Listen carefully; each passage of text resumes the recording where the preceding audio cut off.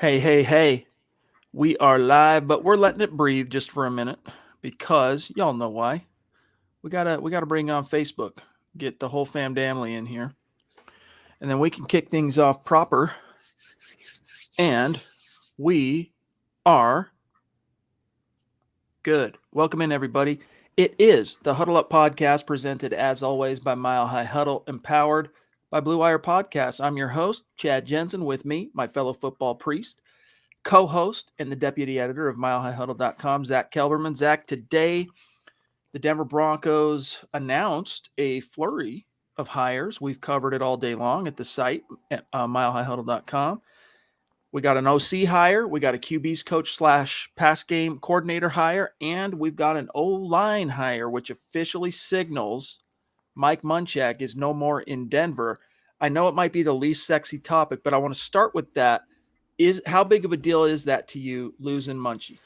See, that's where I think I'm in the minority because I don't think he was this wizard like Broncos country paints him out to be. He did a decent job with Garrett Bowles, but even Bowles largely regressed after getting his big contract.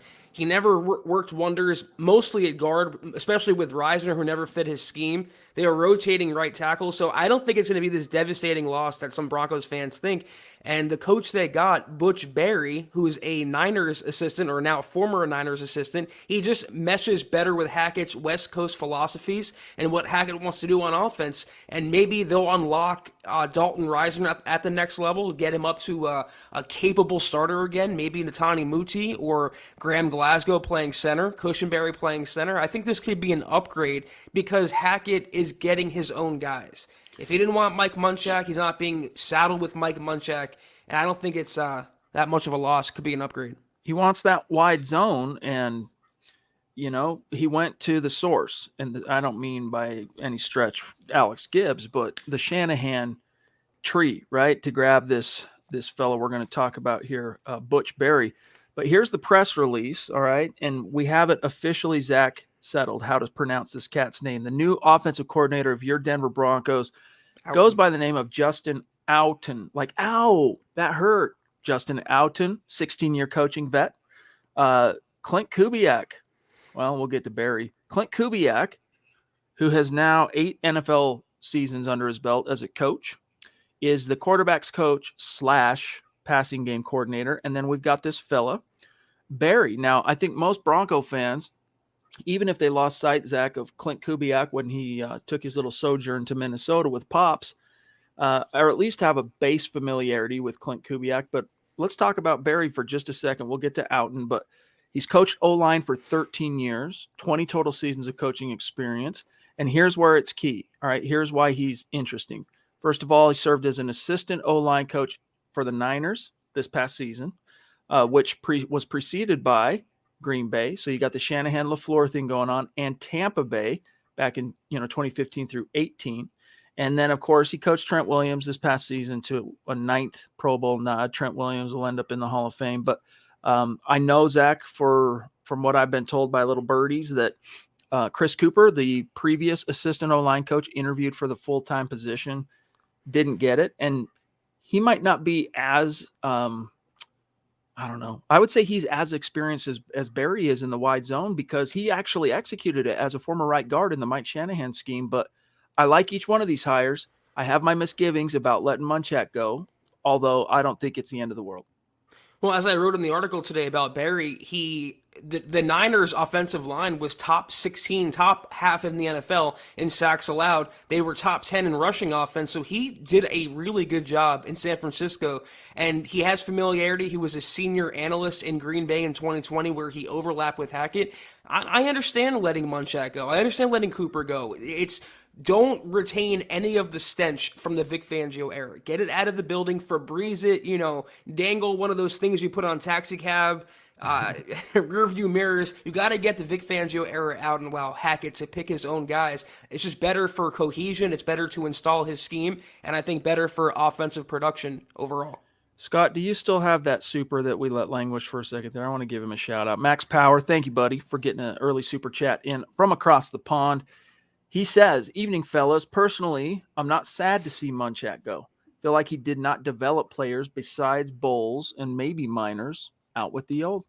Yeah, I totally feel you. Wow. The biggest thing that the source of my misgiving on letting him hit the bricks isn't so much about, he's considered to be a top 1, 2, 3 O-line coach in the league. It's that he brought managerial head coach experience to the table for a younger first-time head coach who's assembling a younger staff up to this point. I think it would have been nice to have that as a resource. But Zach, we know a little nugget from Mike Kliss. The Broncos actually, when they fired Vic Fangio, did not fire Pat Shurmur. Pat Shurmur has been basically in limbo, waiting to hear what the new head coach is going to decide. Nathaniel Hackett picked up the phone and informed Pat Shurmur that he's being fired. Would you have not loved to have been a fly on that wall?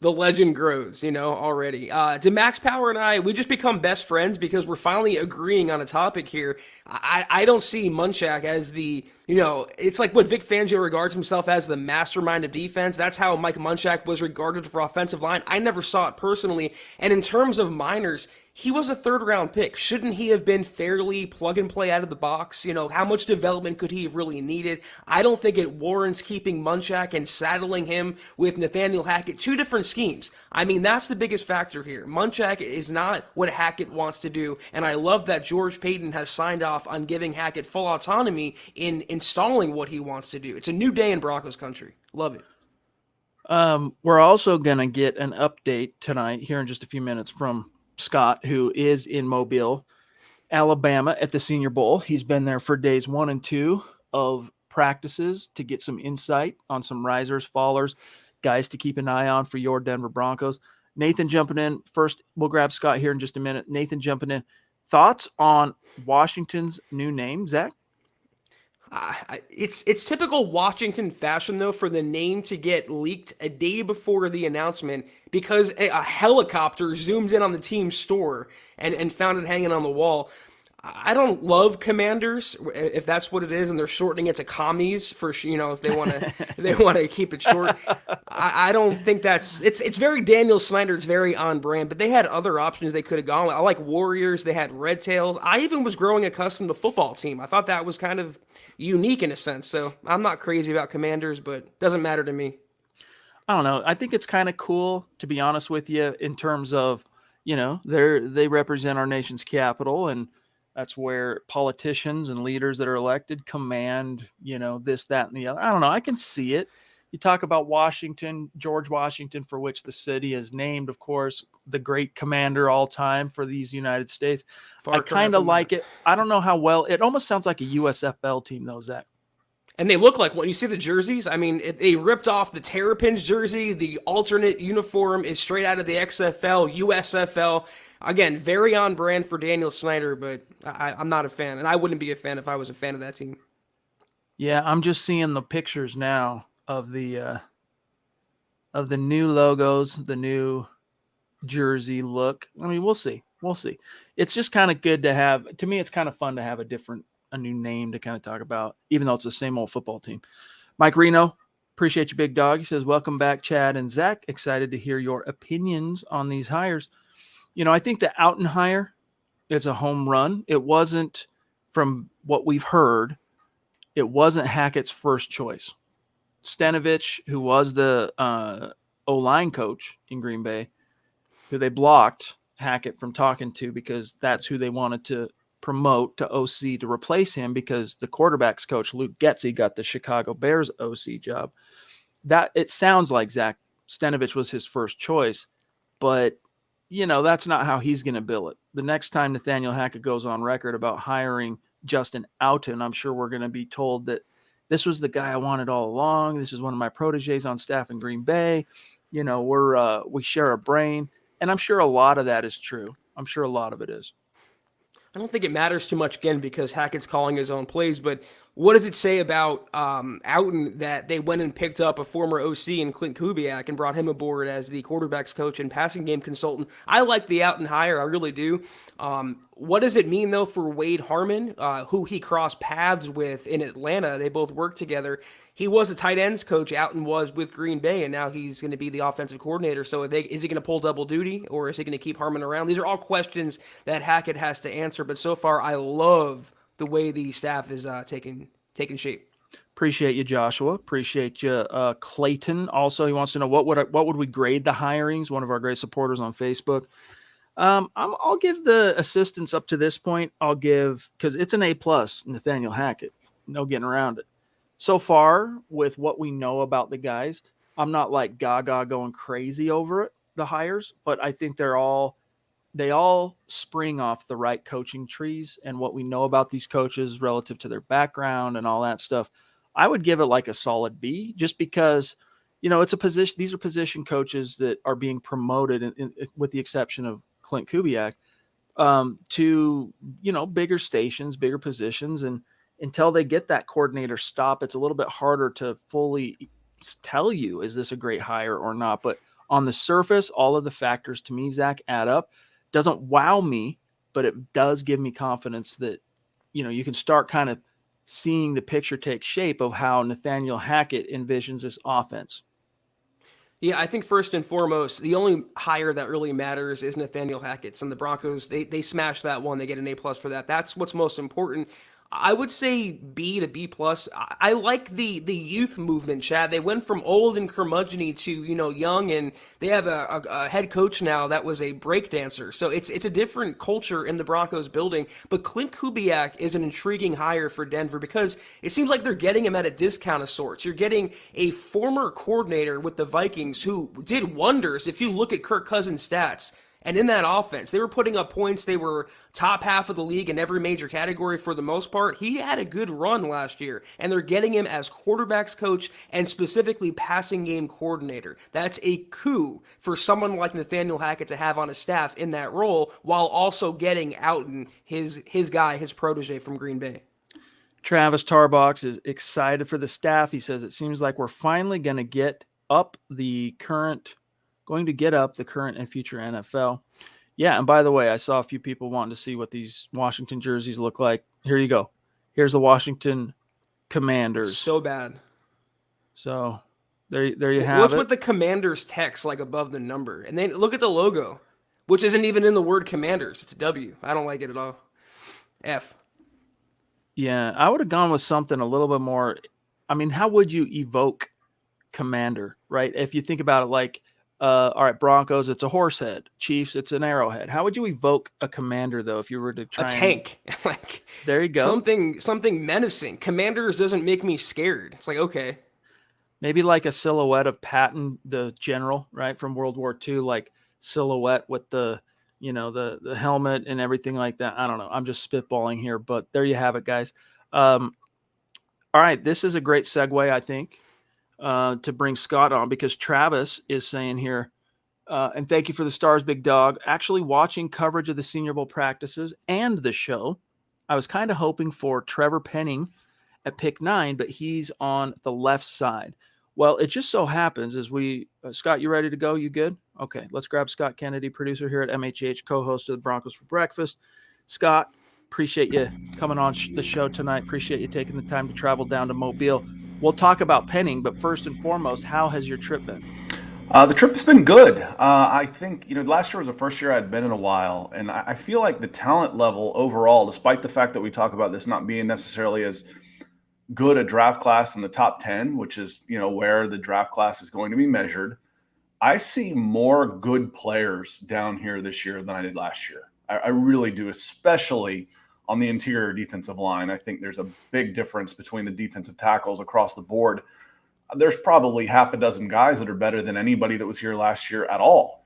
So I really like what I've seen in the trenches so far. I think the quarterback play is better than what we had at the Senior Bowl last year.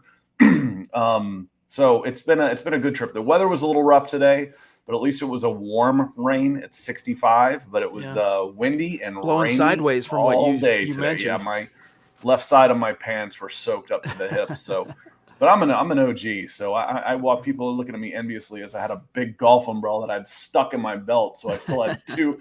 It looked like a giant hat on my head.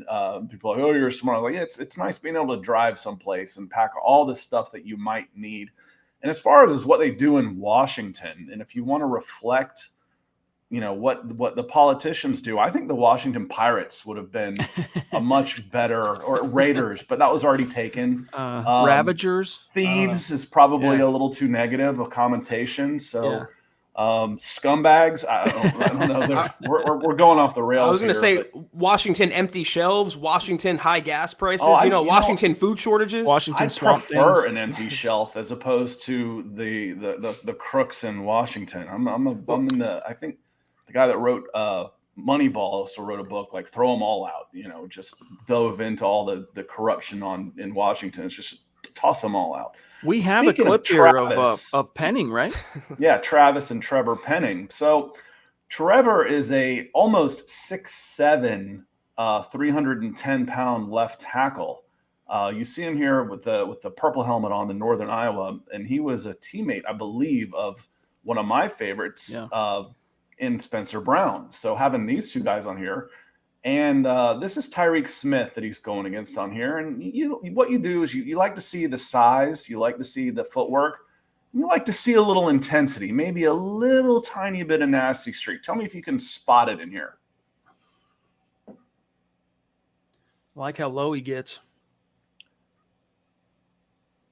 Oh, snap. Out of the end zone. I'm gonna throw you into the goalpost. And take that one with Bolzian. you.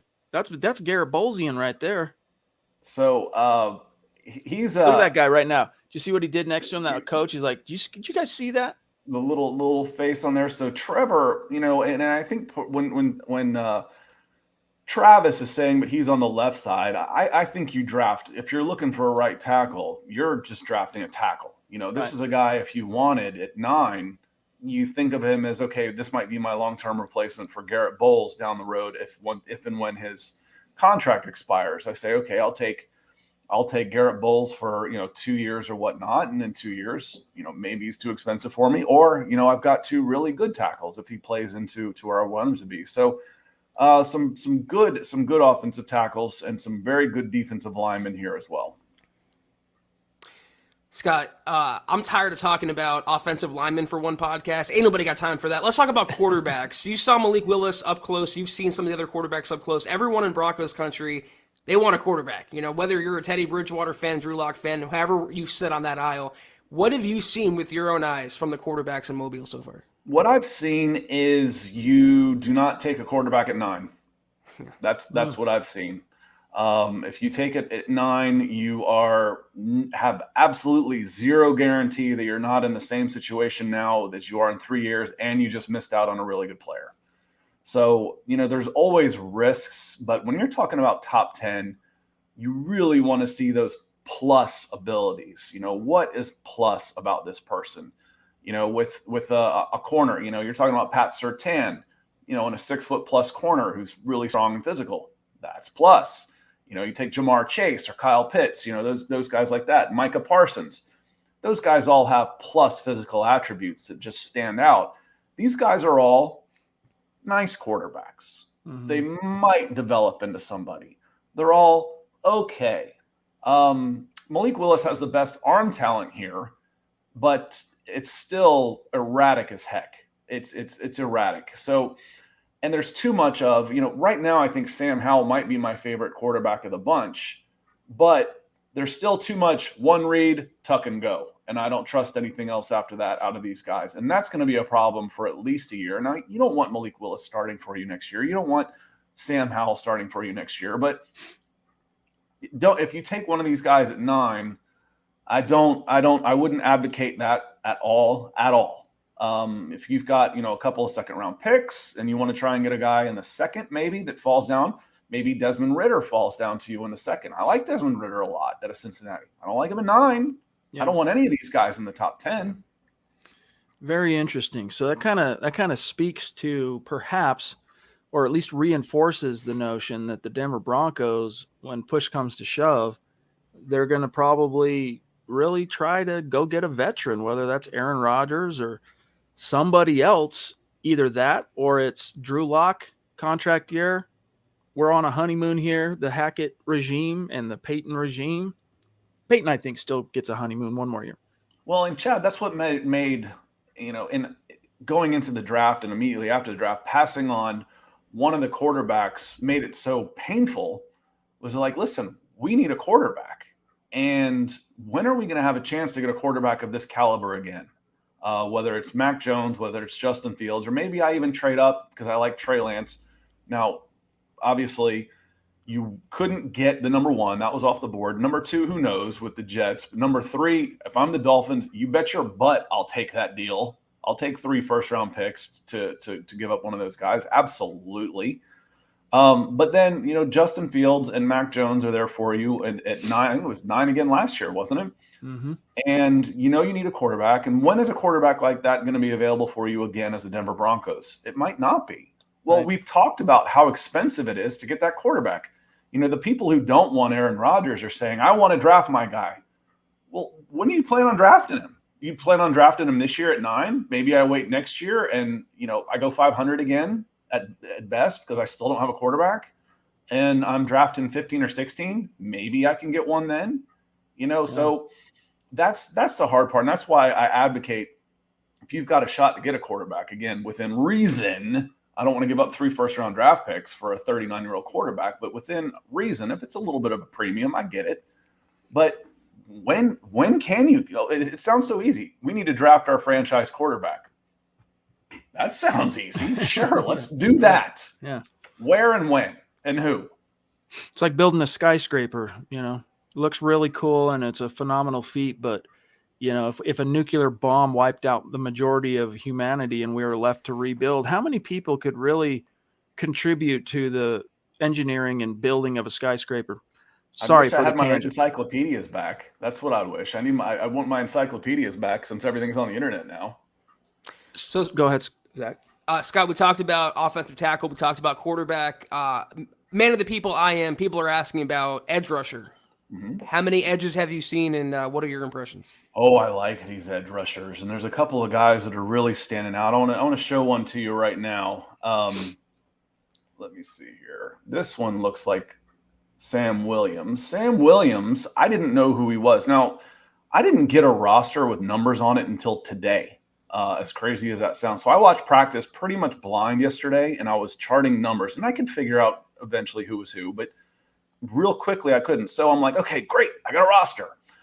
There's no number 7 on here. And from a distance, it looks like a Penn State helmet. And I'm like, I text Nick. I'm like, who is the Penn State guy wearing number 7 here? Do some research for me. Someone's got to be talking about him. And he goes, I think that's Sam Williams from Ole Miss. He's got on a pure white helmet. He says he probably went there unaffiliated because he had some off the field issues. He says, but he's a freak. So watch how easy 6'6" and 260 pounds of Sam Williams makes this look coming off the edge. Yep. Yeah, there's your Vaughn head. That's a Vaughn. Taller than Vaughn. Yep. Okay. Booyah. Well, you got some agility. I get that. Oh, guess what? He's got hands too. How about a nice swim move with a punch in the gut? Well, okay, you're on the left side. What if we flip you over to the other side? Yeah, I can go get in your grill too. I'm excited about Sam Williams. Yeah, that dude's interesting. I'm real excited about Sam Williams. And then another one, Jermaine Johnson is a big guy. He didn't weigh and measure, but he looks in the 265, 270 range easy. Someone could probably look him up real quick and tell me, hey, Scott, he's 280. But he's coming off the edge here as well. Transferred from Georgia because he wasn't playing enough. And goes down to Florida State. These are the kind of guys Georgia's giving up because they're not getting time. Move and, out the way. I say, there's a phrase that says like film doesn't lie, but sometimes it can be a little tough to tell how big guys are. Mm-hmm. Sam Williams back there. I'm like, this guy looks like a safety until he walks back to the huddle, and he's 2 inches taller than all the other defensive linemen. You're like, good God. So, watch Jermaine as he goes back through the crowd, how big he is. And moving like that. That's a little dude. Very interesting. Off the opposite side. Yeah, and just the hand, you talk about the hands. Yeah. About how being able, that was just agility, and I kept your hands off me. Here he's coming off the edge on his right edge on a play. and shucking down. They're not supposed to go down, so a lot of times they'll just touch. But I just want you to see. Let's get rid of the tight end here, and let me crash down. And you think you can run this play by me before I can get there? No, you can't. Yeah. So Jermaine Johnson, Sam Williams, those are a couple guys that are playing their way into contention for possibly, you know what? From what I've seen from those guys, and if you're talking David Ojabo at 9, the Michigan edge, these guys have my attention. If David Ojabo is good enough to go number 9, these guys have my attention. You're traveling home tomorrow. Do you think you'll be home in time for the live stream? I don't think I will, unless there's thunderstorms tomorrow. Now, I can deal with rain, but if there's lightning tomorrow and they start moving practices around and that type of stuff, I might get out of here. I've got enough video. There's a phrase I use for people I've managed, say, listen, don't collect so much content that you don't produce any of it. Right. I've got 600 video files that I have to log and turn into, and that's just, yesterday and today. So it'd be another 300 tomorrow. And tomorrow I'd like to try and focus on the wide receivers, defensive backs with the quarterbacks, but we'll see if I can, because I got a good solid look at the trenches today. I feel good about it. Well, we'll look forward to hopefully being able to talk to you again tomorrow. And then if we're not able to, we'll look forward to the videos that are some of which will be going up on our YouTube channel, but all of which I'm sure will be going up on Scott's YouTube channel. So make sure you go sub to Scott's YouTube channel, and appreciate everything you do, my friend. Safe travels back. We'll talk to you soon.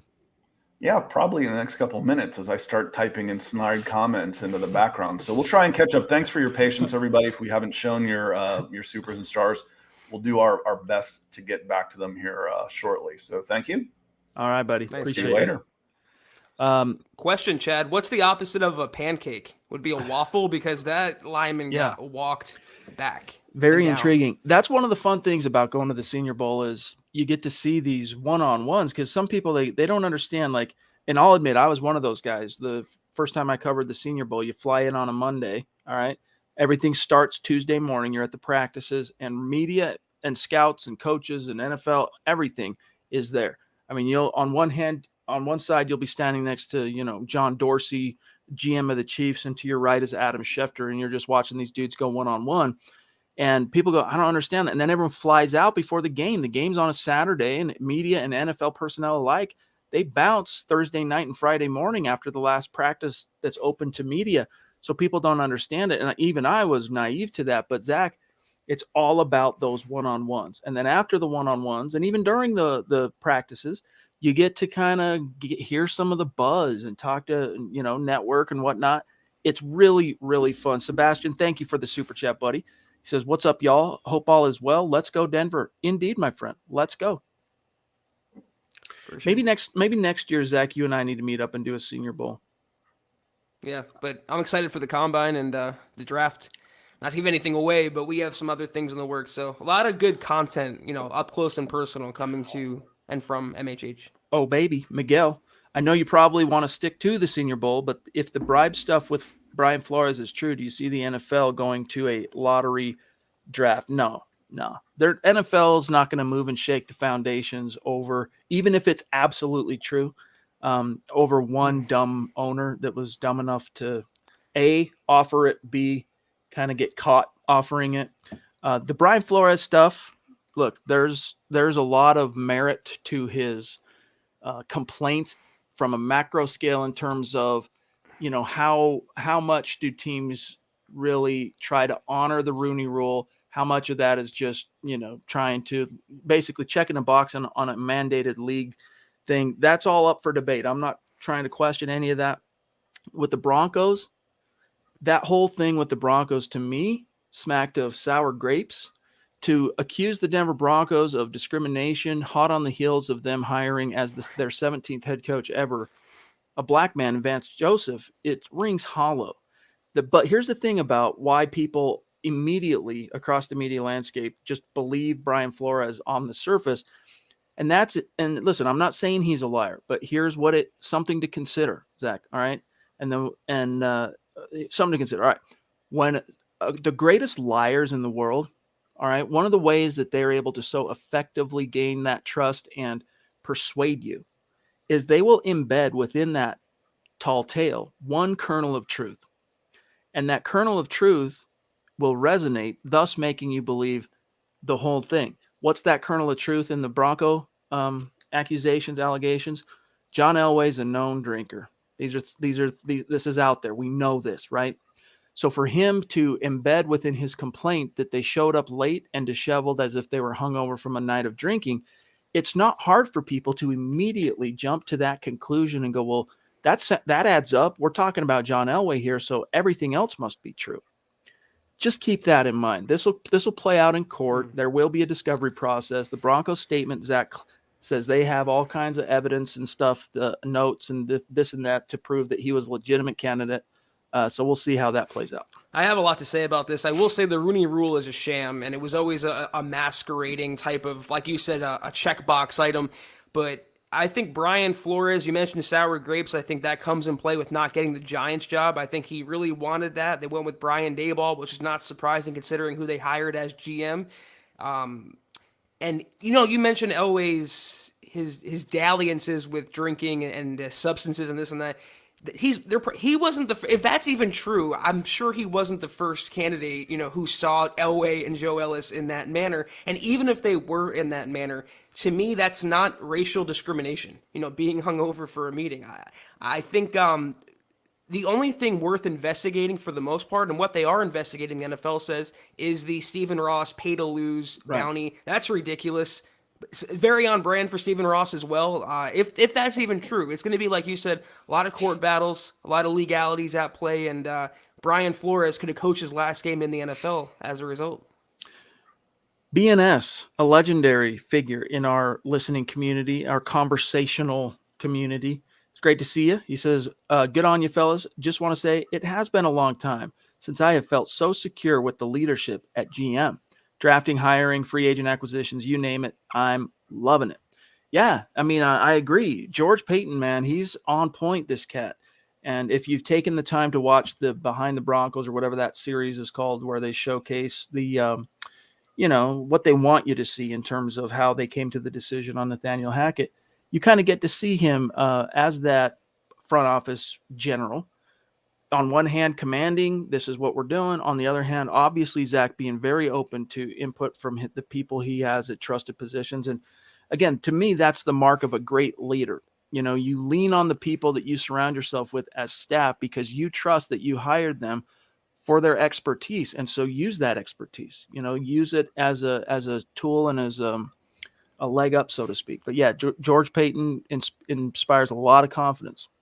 What's another mark of a good leader? Being bold, being aggressive, taking chances. No guts, no glory. And this year already, this offseason, Hackett's come in and gotten rid of, you said it yourself at the beginning, got rid of Pat Shurmur, officially ended his reign as Broncos OC. He got rid of Mike Munchak, a legendary line coach, in favor of his own people. And that's a gamble, but it's a gamble worth taking if you believe in yourself and the coaches around you and the players around you. The Broncos absolutely got it right with Nathaniel Hackett. I could not be happier. We got 727 Mil in the house, a great superstar in our community. He says, is Watson choice number 2? I'm sure talking Deshaun Watson as, go get a veteran. Is he number 2 behind Aaron Rodgers, Zach? No, not until those legal situations are taken care of. I think number 2 behind A-Rod is Russell Wilson, who may not even leave Seattle. But if the situations were resolved, even there's always the threat or there's always the worry that you're giving up a bounty and taking on that contract for a player with so much baggage. And I don't know that 22 separate allegations could all be false, put it that way. So it's going to be a hurdle for Deshaun to get out of Houston scot-free. Very, very true. Okay, let me see what else we got here. I see a couple of comments about us wanting us to comment on the Broncos being sold, officially announced yesterday right before all the Brian Flores drama came out. Yes, indeed. Broncos are being sold. We got a Joe Ellis statement, and then we got a Bolin family statement via press release. It's happening. Robert F. Smith, apparently, Zach, from what his people are telling media, is not in the conversation to bid on the Broncos, but it sounds like sometime between now and the beginning of the 2022 football season, Broncos are going to be sold to the highest bidder. And did you see the cut that the Bolin kids are going to get from the sale? I think it's I like didn't. $500 million each or something like that. And Pat Bolin's brother is getting, I think, $600 or $700 million. So you don't have to cry for them; they'll all be okay. It's a new day in Broncos country, though. You know, new ownership coming in, new head coach, a relatively new general manager, new quarterback. It's exciting, but it's also the closing of a legacy of the Pat Bolin era. So it's kind of bittersweet as well. Definitely. Doug Raquel, I like the coaches so far, and I agree with Zach. Long overdue. Feel you. Clayton, appreciate you. Could the Broncos see a uniform change with new owners? Could they? I guess it's possible. Hope not. But I tell you what,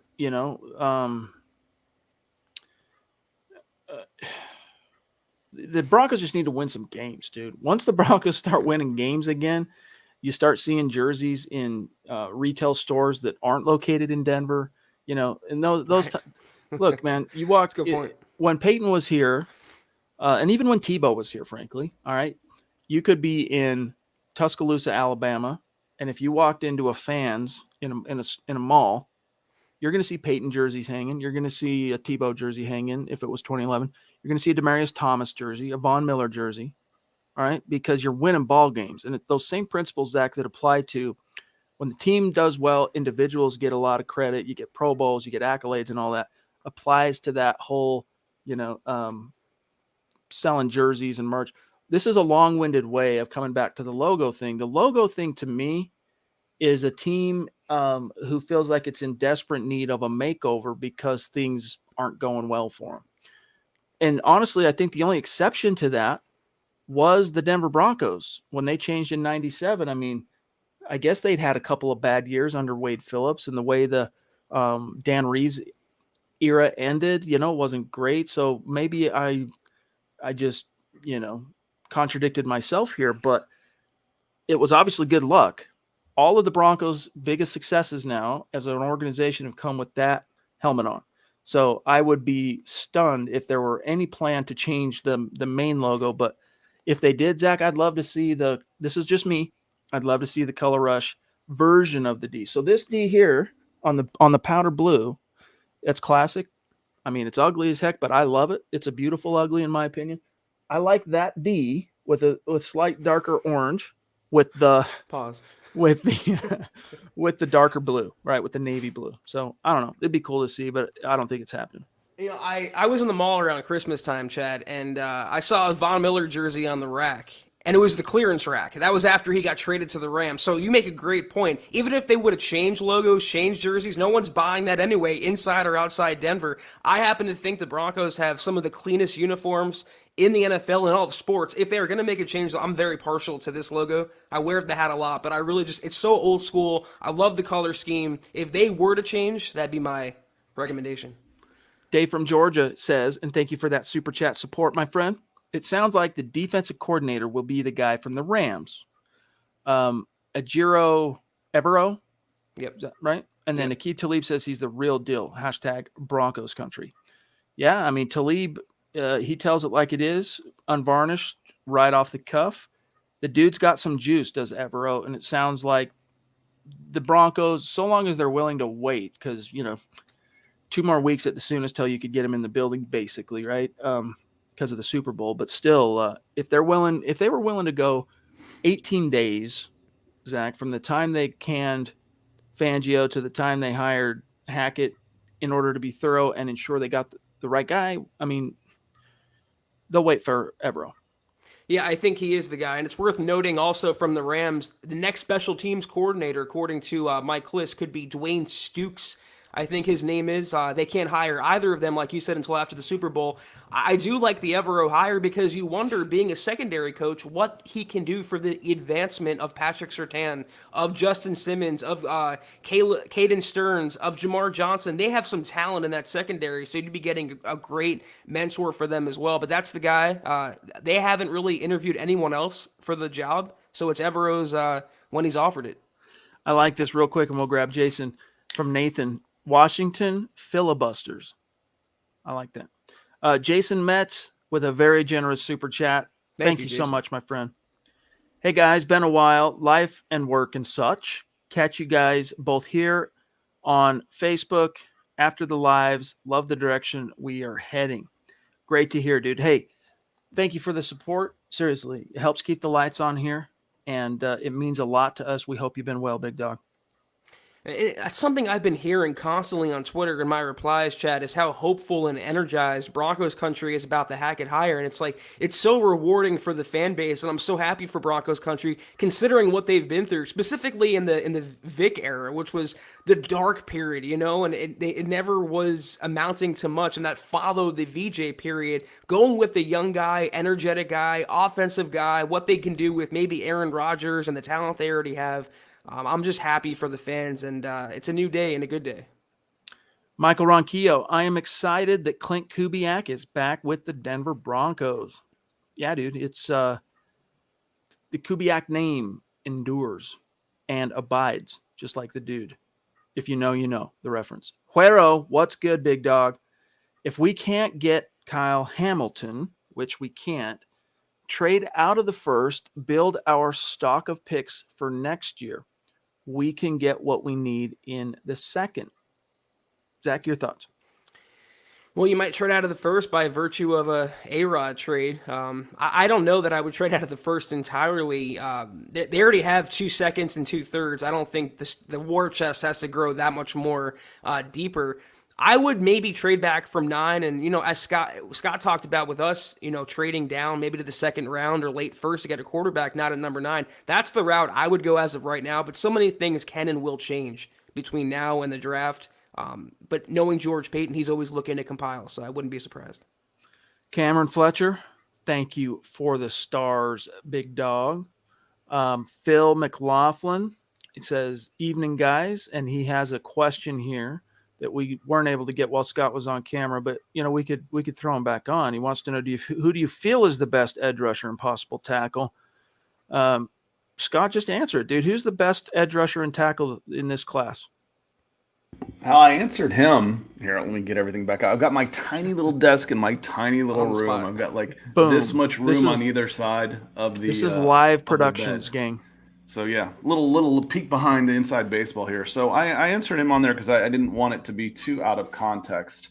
But looking at the guys that could be available at 9, I think we can take Kayvon Thibodeau and Aiden Hutchinson off the board. Now, if Aiden Hutchinson goes out and runs a 4.8 40 and a 4.5 shuttle, he might be available at 9. But it might be one of those that maybe I don't want him at 9 if injury problems or anything like that. But again, if you're talking about George Karlaftis out of Purdue, if you're talking about David Ajabo out of Michigan, there's no reason you can't be talking about Sam Williams, unaffiliated, white helmet, and Jermaine Johnson. So those are certainly some guys. And then we talk about all these guys like, I don't think he's going to be available. Well, someone's got to be available because we name 15 names in the top 10.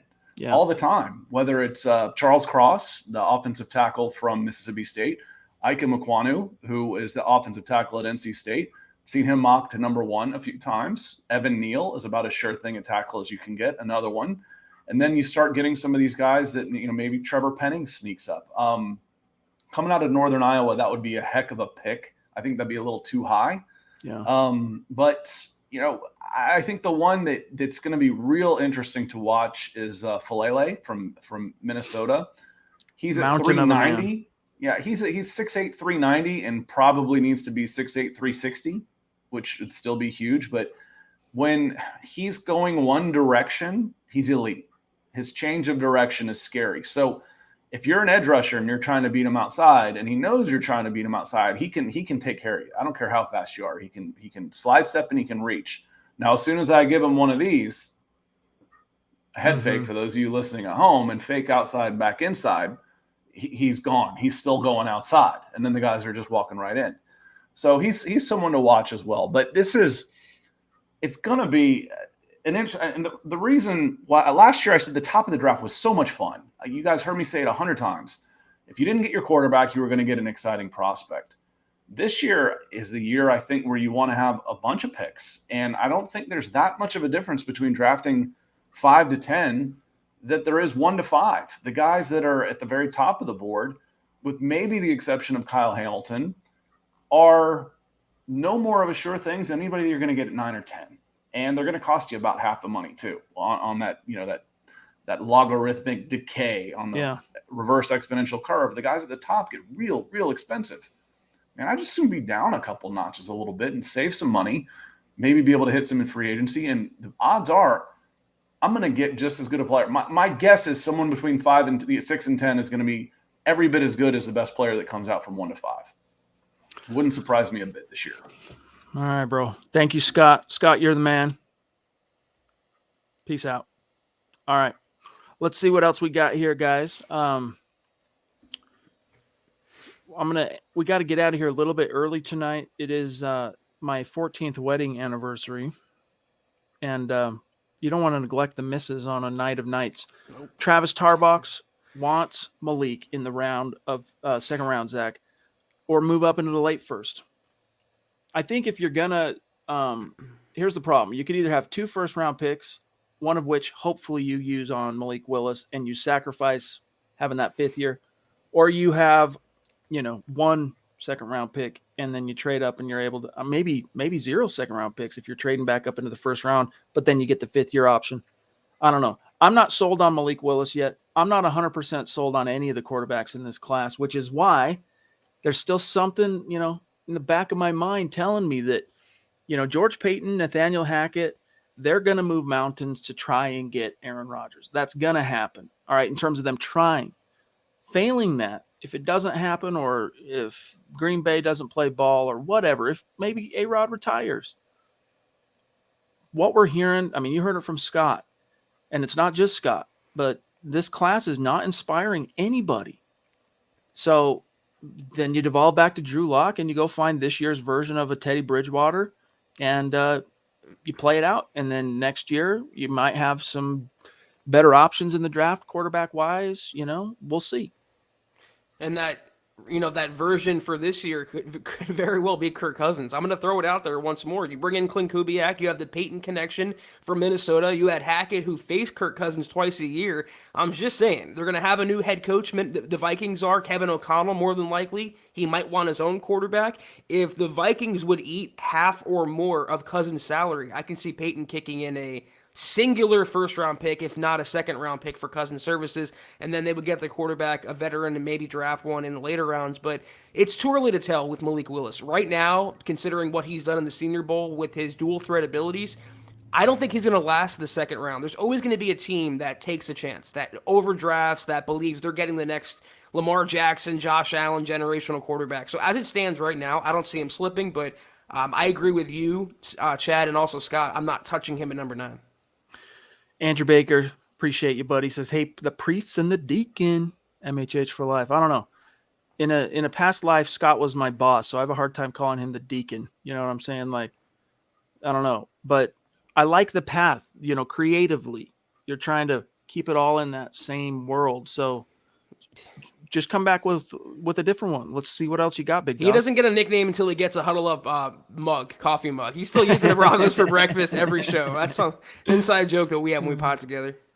No, Miguel, we haven't done the raffle. We will do the raffle tomorrow night. We were going to do it tonight, but with having Scott in Mobile and dedicating that much time and talking about those things, we're going to do it tomorrow night. So make sure you're in the room with us. I'm sure you will be. Thank you for the happy Annies. I do appreciate that. Real quick about the Vikings job. Jim Harbaugh is actually staying in Michigan. That's what Schefter reported a few minutes before the pod started. So Kevin O'Connell is the leading candidate for Minnesota right now. Who is? Kevin O'Connell. Yeah. How many teams it's not easy to think of this off the top of your head, but besides the Denver Broncos, is there a team that had a failed defensive-minded head coach and then went and hired another defensive-minded head coach in the era of offensive proliferation? I don't think so. Minnesota is going to hire an offensive guy, and Kevin O'Connell makes a lot of sense for that team.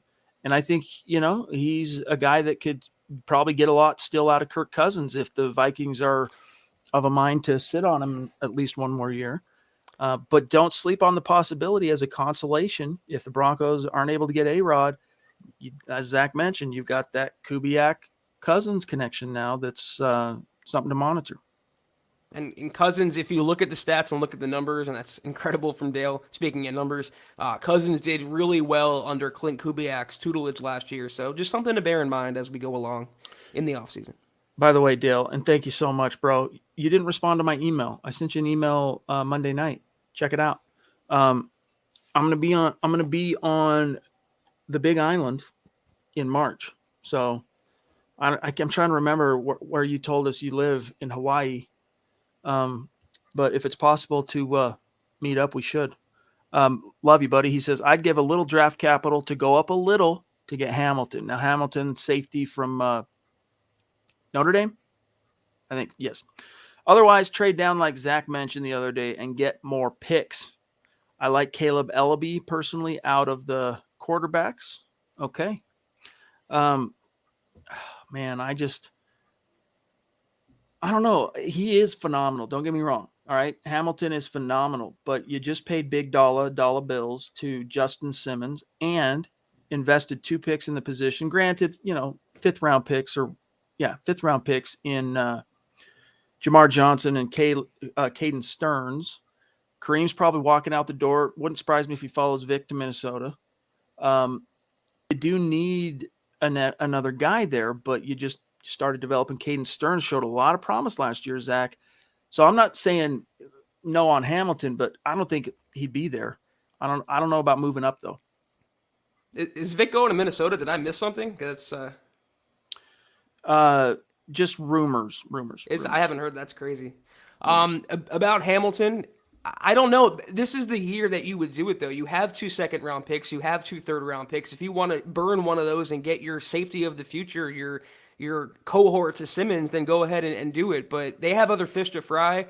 I like trading down, as Dale says here, but not out of the first round, as another comment said. I'm going to move down maybe 10 slots if I can, maybe to the late teens, early 20s, stockpile more draft picks, and still get that blue-chip talent, whether it's a quarterback, edge, right tackle, or secondary member. Yeah, let me qualify that, guys. Wherever Vic goes is what I really meant to say, is probably where you're going to see Kareem Jackson follow. But Dale, dude, seriously, love you, bro. That's like, is it 3 nights in a row? 2 nights in a row for sure that you've thrown down with authority, and that's why you're on the Mount Rushmore. Love you, bro. Thank you, Dale. All right, guys, we are about out of time. And as D-Dub says, smash the like button, guys. It's a small thing you can do before you forget and bounce out and go about your lives. It's a small thing you guys can do, liking this video on YouTube and Facebook, to help us in a big, big, big way. Travis wants to know thoughts on Marcus Mariota, Zach. No, that's my thoughts. And no, you could do a lot better. Captain Moore Token, I like your name a lot. Kubiak related to Gary. Yeah, he is the son of Gary Kubiak, and he is the brother of Klein Kubiak, who you said the other day, Chad, is still in the Broncos organization. So yes, correct. He is the son and the prodigy of Gary. Former CSU safety as well. Let us not forget. Savage Boy Kev on Twitch. Imagine Vic as the defensive coordinator and Shurmur as the OC with Urban Meyer as head coach last year. Man, it's like an Adult Swim skit or something. I'd rather be waterboarded than watch that. Dang it! There was one from Jeremy on Twitch that I saw. The stream jumped it. Let me see if I can find it real quick, and then we'll dip on out of here, guys. And yeah, tomorrow night we'll do the raffles. Chad, guess who is interviewing Tom McMahon? Who? Josh McDaniels and the Las Vegas Raiders. Josh McDaniels doing Josh McDaniels things. He loved to see it. Make thy bed and lie in it, Josh. All right, cool. Well, guys, we're going to get out of here a little bit early tonight.